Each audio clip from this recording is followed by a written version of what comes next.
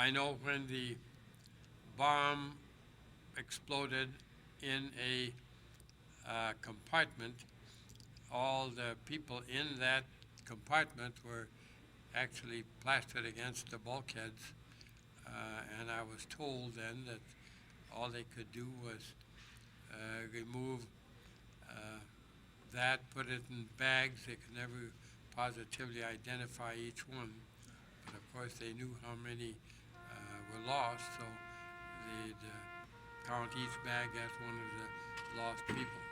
Horrible, of course, but that was part of that was war. They'd lay a piece of canvas down and put the person, the sailor, on it, and they bring the canvas up and they sew it down. You have these two projectiles in the bottom for weight, and then they, like he says, they give everybody a 21-gun salute, and they slide you down this chute with the flag over the top of you. And it was laid on a plank, and the plank would be lifted, and the sack containing the body would slide off into the ocean. I remember quite well these burials at sea, sad occasions, of course. They slid them in one at a time. They had a ceremony on it.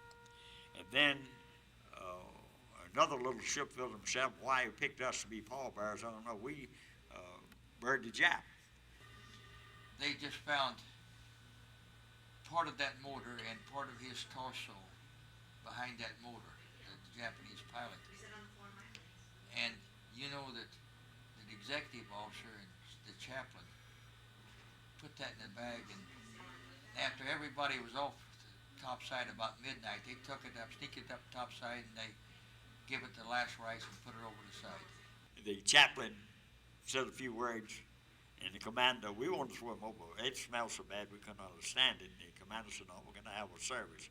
And the chaplain come back, and he said a word or two, and the commander said, that's enough. And we just took him, throwed him over the side, over the rail.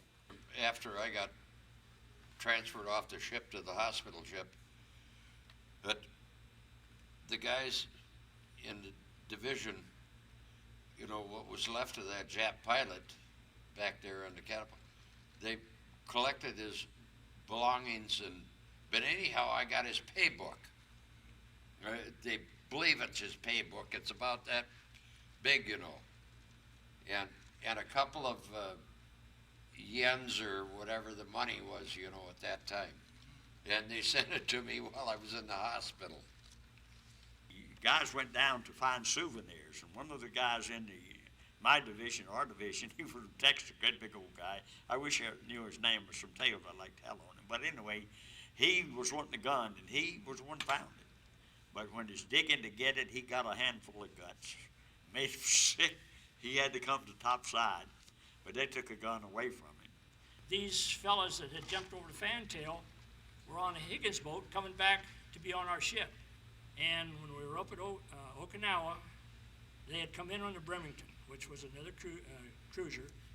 And Bremerton was fresh out of the United States. They pulled into Buckner Bay, dropped the hook, and about that time, two Japanese planes come around the island. We picked them up and followed them all the way around. And when they got back on the, it'd be the starboard on the fantail back there. There was probably about, I expect 2 miles up there like that, and these twin 40s in the fantail cut loose on them.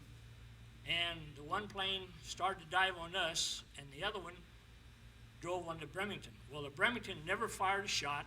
This plane went right down, just right pretty close to the bow, and I don't know how many guys it killed in there because you could see it just sink. Well, the good part is when this second plane broke to come on us, and 40s cut loose on him, and about the third round or close to that, they shot the tail right off of this jet plane, and he come down like a saucer.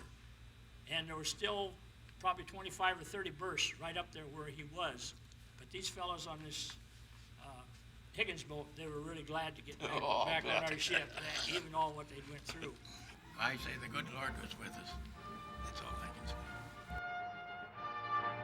say.